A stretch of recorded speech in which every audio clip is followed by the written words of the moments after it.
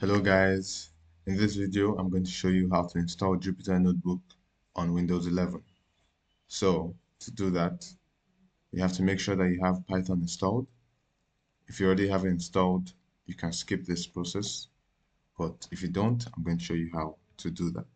Go ahead to your browser, search install Python, and you want to go to this link that has python.org, make sure it's .org, download Python, and we'll go ahead and click this download Python 1.2.7.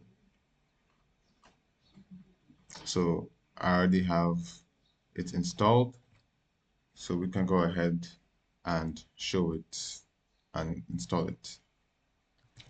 So you want to click the installer, open it. As you can see, I already have it installed, but let's uninstall it for the sake of this tutorial.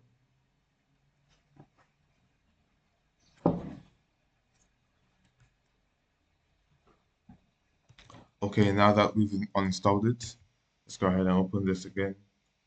Install it one more time and make sure you click this, add Python exe to path. This is very important. Install now. Let's wait a bit. Okay, it's done installing and setup was successful. Let's close this. Let's open CMD and we can check our Python version, Python dash version. We see our Python version there, and then we can also type pip install Jupyter Notebook. This command will install Jupyter Notebook on our device. So click enter, and now it's installing. This might take a while. Oh, okay, that was fast.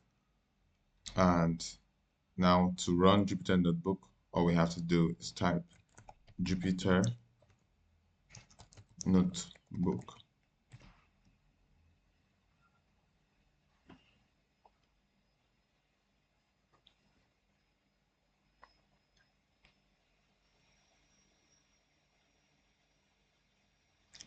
And there we have it.